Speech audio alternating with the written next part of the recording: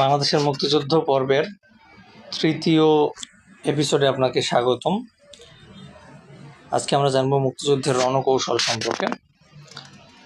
আমাদের 1971 সালের মুক্তিযুদ্ধ যেহেতু বেশিরভাগই বেসামরিক কর্মকর্তারা, বেসামরিক লোকজন অংশগ্রহণ করেছিল, তো আমরা আজকে বেসিক্যালি জানবো হচ্ছে সামরিক যে সকল লোকজন মুক্তিযুদ্ধে অংশগ্রহণ করেছিল তাদের রণকৌশল কেমন ছিল সেই সম্পর্কে, এবং এইগুলাই পরীক্ষায় বারবার আসে। এবং আপনাদেরকে অবশ্যই অনুরোধ করবো, আপনারা যদি আমার আগের মুক্তিযুদ্ধ সম্পর্কিত, বাংলাদেশের মুক্তিযুদ্ধ সম্পর্কিত আগের দুইটা টিউটোরিয়াল না দেখে থাকেন, তাহলে ওই দুইটা আগে দেখে আসবেন, তারপরে এই টিউটোরিয়ালটা দেখবেন। এক্ষেত্রে আপনার ভিডিওটি বুঝতে আরও বেশি সুবিধা হবে এবং আপনি অনেক গোছানো পড়াশোনা করতে পারবেন। তো ঠিক আছে, আমরা শুরু করি।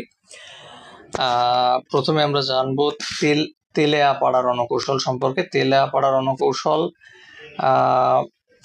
এটি গঠন করা হয় 1971 সালের 4 এপ্রিল। তেলিয়াপাড়া রণকৌশল এটা গঠন করা হয়।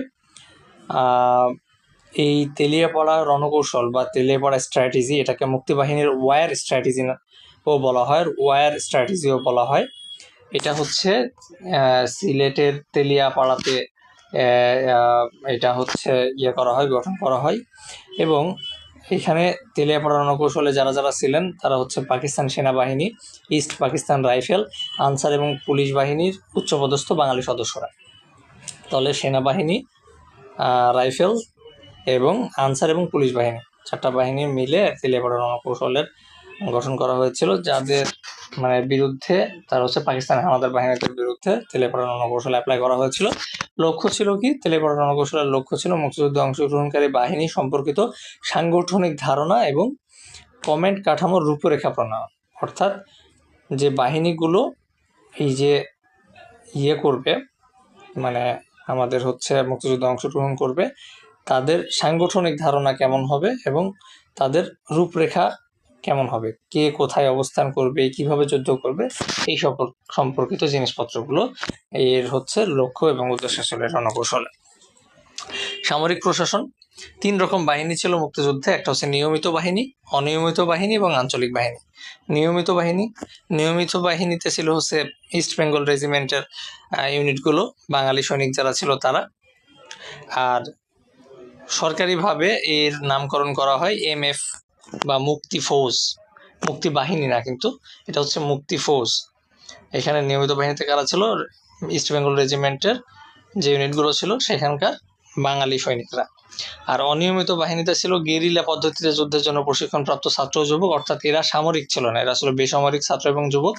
তারা ছিল অনিয়মিত বাহিনীতে এবং এদের নাম ছিল মুক্তিযোদ্ধা। তাহলে আগের নিয়মিত বাহিনী ওরা ছিল মুক্তি ফৌজ, আর যারা বেসামরিক ছিল তাদের নাম ছিল হচ্ছে মুক্তিযোদ্ধা। আর আঞ্চলিক বাহিনী, যেটা আঞ্চলিক বাহিনীতে ছিল হচ্ছে বিভিন্ন অঞ্চলের যে বাহিনী, যেমন কাদেরিয়া বাহিনী ছিল টাঙ্গাইলের, তারপরে আফসার বাহিনী ছিল ভালুকা ময়মনসিংহের, বাতেন বাহিনী ছিল টাঙ্গাইলের, হেমায়েত বাহিনী ছিল গোপালগঞ্জের, তারপরে হালিম বাহিনী ছিল মানিকগঞ্জের, আকবর বাহিনী মাগুরার, লতিফ মির্জা বাহিনী সিরাজগঞ্জের, জিয়া বাহিনী ছিল সুন্দরবনের। এছাড়াও ক্র্যাক প্লাটুন ছিল। ক্র্যাক প্লাটুনে ছিল ঢাকার গেরিলা দল, ঢাকার গেরিলা দলকে বলা হতো ক্র্যাক প্লাটুন। এরা হচ্ছে, এদের কাজ ছিল ঢাকা শহরের বড় বড় স্থাপনা, ব্যাংক, টেলিভিশন ভবনে বিস্ফোরণ ঘটানো, এই ধরনের কাজগুলো এরা করতো, ক্র্যাক প্লাটুন। অপারেশন জ্যাকপট সম্পর্কে জানবো। অপারেশন জ্যাকপট বাংলাদেশের মুক্তিযোদ্ধাদের প্রথম সবচেয়ে বড় একটা অভিযান, সেটা ছিল হচ্ছে নৌপথে পরিচালিত অভিযান ছিল, এটার নাম ছিল অপারেশন জ্যাকপট। এটা হচ্ছে চট্টগ্রাম বন্দরে 10টি এবং মংলা বন্দরে 50টি জাহাজ একদিনে একদম ধ্বংস করে ফেলে। এই অপারেশন জ্যাকপটের মাধ্যমে মুক্তিযোদ্ধা নৌ কমান্ডারগণ আক্রমণের সাংকেতিক নির্দেশ দেওয়া হতো স্বাধীন বাংলা বেতারে গানের মাধ্যমে সংকেত দেওয়া হতো যে কোন জায়গায় এই অপারেশন চালানো হবে। নিয়মিত বাহিনীর বিস্তারিত। তাহলে নিয়মিত বাহিনীতে কারা ছিল? ইস্ট বেঙ্গল রেজিমেন্টের বাঙালি সদস্য যারা ছিল তারা, এই যে নিয়মিত বাহিনী, মুক্তি ফৌজ যারা ছিল, এরা মুক্তিযুদ্ধকে 11টি সেক্টরে ভাগ করছে এবং 64টি সাব সেক্টরে ভাগ করা হয়েছিল। 11টি সেক্টর এবং 64টি সাব সেক্টর। এই ভাগটি করেছিলেন সশস্ত্র বাহিনীর প্রধান জেনারেল MAG ওসমানী এবং নির্দেশদাতা ছিলেন প্রধানমন্ত্রী তাজউদ্দিন আহমেদ। প্রতিটা সেক্টরে একজন সেক্টর কমান্ডার থাকবেন। এখানে এলাকা ভিত্তিক 11টি সেক্টর কমান্ডার এবং তাদের সদর দপ্তর কোথায় ছিল সেই সম্পর্কে বিস্তারিত দেওয়া আছে। এখান থেকে ডিটেলসে আমাদেরকে পড়তে হবে। যে ইনফরমেশনগুলো আছে এগুলো আসলে বাদ দেওয়ার কোনো অপশন নাই, এগুলো পড়তেই হবে। সেক্টর 1 নম্বর সেক্টরের কমান্ডার ছিলেন মেজর জিয়াউর রহমান এপ্রিল থেকে জুন পর্যন্ত, এবং জুন থেকে তিনি অন্য সেক্টরে চলে যান, এবং জুন থেকে ডিসেম্বর পর্যন্ত সেক্টর 1-এর কমান্ডার ছিলেন মেজর রফিকুল ইসলাম। তাহলে সেক্টর 1-এর 2জন কমান্ডার ছিলেন, জুন পর্যন্ত ছিলেন জিয়াউর রহমান, এবং জুন থেকে ডিসেম্বর পর্যন্ত ছিলেন মেজর রফিকুল ইসলাম। এবং সেক্টর 1-এর এলাকা ছিল কোনটা? চট্টগ্রাম, পার্বত্য চট্টগ্রাম, নোয়াখালী জেলার মুহুরী নদীর পূর্বাংশের সমগ্র এলাকা, এবং সদর দপ্তর ছিল ত্রিপুরা, ভারতে। সেক্টর নাম্বার 2-এ 2জন সেক্টর কমান্ডার ছিলেন। এপ্রিল থেকে সেপ্টেম্বর পর্যন্ত ছিলেন মেজর খালেদ মোশাররফ, এবং সেপ্টেম্বর থেকে ডিসেম্বর পর্যন্ত ছিলেন মেজর এটিএম হায়দার। এলাকা ছিল কুমিল্লা, ভৈরব, আখাউড়া, ঢাকা শহর, ফরিদপুর এবং নোয়াখালী। নোয়াখালীর মুহুরী নদীর পূর্বাংশের অঞ্চল ছিল 1 নম্বর সেক্টরে, আর বাকি অংশ ছিল হচ্ছে সেক্টর নাম্বার 2-তে। এর সদর দপ্তর ছিল মেঘালয়, ত্রিপুরা, ভারতে। 3 নম্বর সেক্টরের সেক্টর কমান্ডারও ছিলেন 3জন। মেজর AKM শফিউল্লাহ ছিলেন এপ্রিল থেকে সেপ্টেম্বর পর্যন্ত, এবং মেজর ANM নুরুজ্জামান ছিলেন সেপ্টেম্বর থেকে ডিসেম্বর পর্যন্ত। আর এই সেক্টরের অঞ্চল ছিল আখাউড়া ভৈরব রেল লাইন থেকে পূর্ব দিকের কুমিল্লা জেলার অংশবিশেষ, এবং হবিগঞ্জ এবং কিশোরগঞ্জ, বেসিক্যালি এই অংশগুলো ছিল হচ্ছে সেক্টর 3-এ। আর এরও সদর দপ্তর ছিল ত্রিপুরা, ভারতে, হোজামারাতে। অর্থাৎ এই যে ভৈরব অঞ্চল বা হবিগঞ্জ কিশোরগঞ্জ অঞ্চল থেকে কাছে কোনটা? ত্রিপুরা। তো ত্রিপুরা অঞ্চলটাই ছিল হচ্ছে এই সদর দপ্তর। 4 নম্বর সেক্টরের ছিলেন সেক্টর কমান্ডার ছিলেন 2জন, মেজর সিয়াদ দত্ত, যাকে আমরা চিত্তরঞ্জন দত্ত নামেও চিনি, আর ক্যাপ্টেন রব। সিলেটের পূর্বাঞ্চল খোয়াই শায়েস্তাগঞ্জ রেল লাইন থেকে পূর্ব দিকে সিলেটের ডাউকি সড়ক, অর্থাৎ ভারতের যে মেঘালয়ের প্রবেশ পথ ডাউকি, সেই ডাউকি সড়কের অঞ্চল পর্যন্ত এটা ছিল সেক্টর নাম্বার 4-এ। আর এই সদর দপ্তর 2টা ছিল, প্রথমে ছিল কেরানীগঞ্জে, তারপরে হচ্ছে আসামের মাসিমপুরে। সেক্টর 5 নম্বর সেক্টরের সেক্টর কমান্ডার ছিলেন মেজর মীর শওকত আলী। এই সেক্টরে ছিল সিলেটের পশ্চিম এলাকা, সিলেটের ডাউকি সড়ক থেকে সুনামগঞ্জ, বৃহত্তর ময়মনসিংহ, অর্থাৎ সিলেটের উত্তর দিকের যে অঞ্চলটা আছে, সুনামগঞ্জের সাইড থেকে শুরু করে ময়মনসিংহ, বৃহত্তর ময়মনসিংহের সীমান্তবর্তী অঞ্চল দিয়ে নেত্রকোনা দিয়ে যে অঞ্চলটা আছে, এই অঞ্চল দিয়ে ছিল হচ্ছে 5 নম্বর সেক্টর। আর এর সদর দপ্তর ছিল বাঁশতলা, ছাতক, সুনামগঞ্জে। সেক্টর নম্বর 6 এর সেক্টর কমান্ডার ছিলেন উইং কমান্ডার খাদেমুল বাশার, এবং এর অঞ্চল ছিল ব্রহ্মপুত্র নদীর তীরবর্তী অঞ্চল ব্যতীত রংপুর জেলার সমগ্র এবং দিনাজপুর জেলার অংশবিশেষ। তাহলে রংপুরের প্রায় সমগ্রটাই, আর হচ্ছে দিনাজপুরের কিছুটা অংশ ছিল হচ্ছে 6 নম্বর সেক্টরে। আর পাটগ্রাম বুড়িমারিতে ছিল হচ্ছে এর সদর দপ্তর। 7 নম্বর সেক্টরের সেক্টর কমান্ডার ছিলেন 3জন, মেজর নাজমুল হক, সুবেদার মেজর রব এবং মেজর কাজী নুরুজ্জামান, এবং এর অঞ্চল ছিল হচ্ছে সমগ্র রাজশাহী অঞ্চল পুরোটাই সেক্টর 7-এ ছিল, ঠাকুরগাঁও এবং দিনাজপুরের অংশবিশেষ, এবং ব্রহ্মপুত্র নদীর তীরবর্তী, অর্থাৎ 6 নম্বর সেক্টর ব্যতীত যে অংশটুকু আছে ওইটুকু ছিল সেক্টর 7-এ। অর্থাৎ উত্তরবঙ্গ, রাজশাহী থেকে শুরু করে উত্তরবঙ্গের যে অংশগুলো ঠাকুরগাঁও পর্যন্ত দিনাজপুরের অংশবিশেষ মিলে ওই কোনার অংশটা ছিল হচ্ছে তরঙ্গপুর, মানে এই সেক্টর 7-এ। এবং এর ছিল যেহেতু পশ্চিমবঙ্গ কাছে, পশ্চিমবঙ্গ ভারতে ছিল এর হচ্ছে সদর দপ্তর। সেক্টর 8-এ কমান্ডার ছিলেন মেজর আবু ওসমান চৌধুরী আগস্ট পর্যন্ত, এবং আগস্ট থেকে ডিসেম্বর পর্যন্ত ছিল মেজর MA মঞ্জুর। আর সেক্টর 8-এর মধ্যে ছিল সমগ্র কুষ্টিয়া, বৃহত্তর কুষ্টিয়া, যশোর, ফরিদপুরের অংশবিশেষ, এবং দৌলতপুর সাতক্ষীরা সড়ক পর্যন্ত খুলনা জোন এলাকা যে অঞ্চলটুকু আছে, অর্থাৎ কুষ্টিয়া, যশোর, ফরিদপুর এবং খুলনা জোন পর্যন্ত, এটা পুরোটা ছিল সেক্টর 8-এ। এবং সেক্টর 8-এর সেক্টর কমান্ডার ছিলেন মেজর আবু ওসমান চৌধুরী আগস্ট পর্যন্ত, এবং MA মঞ্জুর ছিলেন আগস্ট থেকে ডিসেম্বর পর্যন্ত। ওকে, আর এটার ছিল কল্যাণী ভারতে, যেহেতু ভারতের কল্যাণী হচ্ছে ইয়ে থেকে কুষ্টিয়া অঞ্চল থেকে কাছে, এখানে ছিল এই সদর দপ্তর। সেক্টর 9-এর ছিলেন কমান্ডার ছিলেন major M Abdul Jalil December পর্যন্ত, এবং অতিরিক্ত দায়িত্ব পালন করেছেন মেজর এম এ মঞ্জুর। যখন এম আব্দুল জলিল মানে অ্যাবসেন্ট বা কোনো কারণে না থাকতেন, তখন অতিরিক্ত দায়িত্ব পালন করতেন এম এ মঞ্জুর। আর হচ্ছে মেজর জয়নুল আবেদিনও ছিলেন।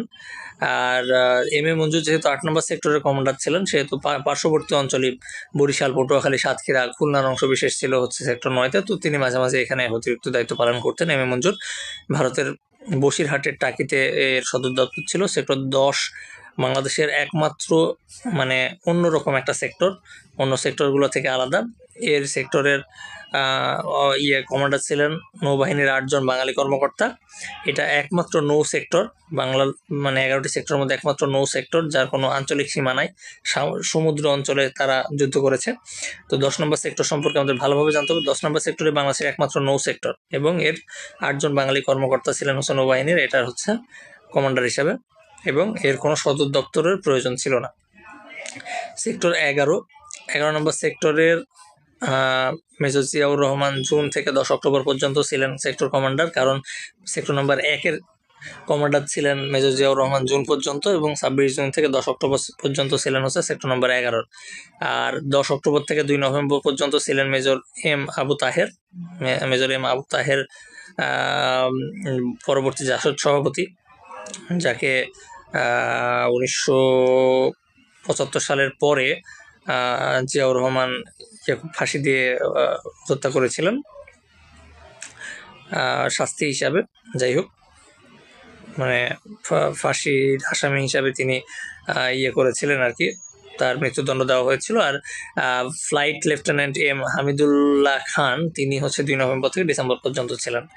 আর এইটা হচ্ছে ময়মনসিংহ এবং টাঙ্গাইল অঞ্চল মিলে সেক্টর নম্বর 11 ছিল। আর সেক্টর সম্পর্কিত আরও গুরুত্বপূর্ণ কিছু তথ্য আমরা জানবো, যেমন ঢাকা শহর ছিল 2 নম্বর সেক্টরে, মুজিবনগর ছিল 8 নম্বর সেক্টরে, যেহেতু কুষ্টিয়া অঞ্চল দিয়ে মুজিবনগর দিয়ে খুলনা পর্যন্ত 8 নম্বর সেক্টরে ছিল। ঢাকা জেলা ছিল 2 এবং 3 নম্বর সেক্টরে ভাগ করা। ব্যতিক্রমী সেক্টর আমি যেটা বললাম আগে, 10 নম্বর সেক্টর, যেটা নৌ সেক্টর বলা হয়, কোনো নিয়মিত কমান্ডার ছিল না, 10 জন সেনা কর্মকর্তা মিলেই এই সেক্টরটা চালাইতো, 8 জন। আর এর কোনো সদর দপ্তরও ছিল না। মুক্তিযুদ্ধের সময় শেখ মুজিবকে বন্দি করে রাখা হয়েছিল পাকিস্তানের করাচি শহরে মিয়ান ওয়ালি কারাগারে। এটা অনেকবার আসছে বিভিন্ন জায়গায়, মিয়ান ওয়ালি কারাগারে। পাকিস্তানের কারাগার থেকে মুক্তি পান বঙ্গবন্ধু শেখ মুজিবুর রহমান 8 জানুয়ারি 1972, এবং 10 জানুয়ারি 1972 তিনি ফেরত আসেন। তিনি প্রথমে পাকিস্তান থেকে ইংল্যান্ড যান, ইংল্যান্ড থেকে ভারত হয়ে দেশে ফিরে আসেন। এই জন্য স্বদেশ প্রত্যাবর্তন দিবস পালন করা হয় 10 জানুয়ারিকে। আর ফোর্সগুলো সম্পর্কে আমরা আজকে টিউটোরিয়ালে জানবো। 3টা ব্রিগেড ফোর্স ছিল। অধিনায়কদের নামের প্রথম অক্ষর দিয়ে এই ব্রিগেড ফোর্সগুলোর নামকরণ করা হয়। ফোর্স 3টা হচ্ছে জেড ফোর্স, এস ফোর্স এবং কে ফোর্স। জেড ফোর্স ছিলেন লেফটেন্যান্ট কর্নেল জিয়াউর রহমান, জিয়াউর যেহেতু জেড দিয়ে শুরু, তাই জেড ফোর্সের অধিনায়ক ছিলেন জিয়াউর রহমান, ইনি জুলাই থেকে ডিসেম্বর পর্যন্ত। আর হচ্ছে এর সদর দপ্তর ছিল তেলডালা। আর এস ফোর্সের অধিনায়ক ছিলেন lieutenant colonel K M Shafiullah, September থেকে ডিসেম্বর পর্যন্ত। সদর দপ্তর ছিল আগরতলা। এবং K force lieutenant colonel Khaled Mosharraf, September থেকে নভেম্বর পর্যন্ত, তার সদর দপ্তর ছিল হোজামারা। কে ফোর্সের অন্তর্ভুক্ত ছিল 4 ইস্ট বেঙ্গল রেজিমেন্ট, এই পশ্চিমবাংলা জোনের 4 east Bengal regiment, 9 east Bengal regiment, 10 east Bengal regiment এবং 1 ফিল্ড ব্যাটারি, মুজিব ব্যাটারি বলা হয় যাদেরকে। এরা সবাই মিলে কে ফোর্স গঠন করছিল। 3টা ফোর্স ছিল KZS, এটা খুবই গুরুত্বপূর্ণ। সম্মানসূচক খেতাব থেকে আমরা পরবর্তী টিউটোরিয়ালে জানবো। আজকে অনেকখানি পড়া হয়েছে, আশা করি আপনারা সকলে নোট করছেন। আপনারা কমেন্ট করে জানাবেন যে আসলে আপনাদের টিউটোরিয়ালগুলো কেমন লাগছে এবং কোনো প্রকার পরিবর্তনের প্রয়োজন আছে কিনা। তাহলে আমরা চেষ্টা করব নতুনভাবে আমাদের টিউটোরিয়ালগুলোকে সাজানোর জন্য। ধন্যবাদ সবাইকে, দেখা হবে পরবর্তী এপিসোডে। সে পর্যন্ত সবাই ভালো থাকবেন।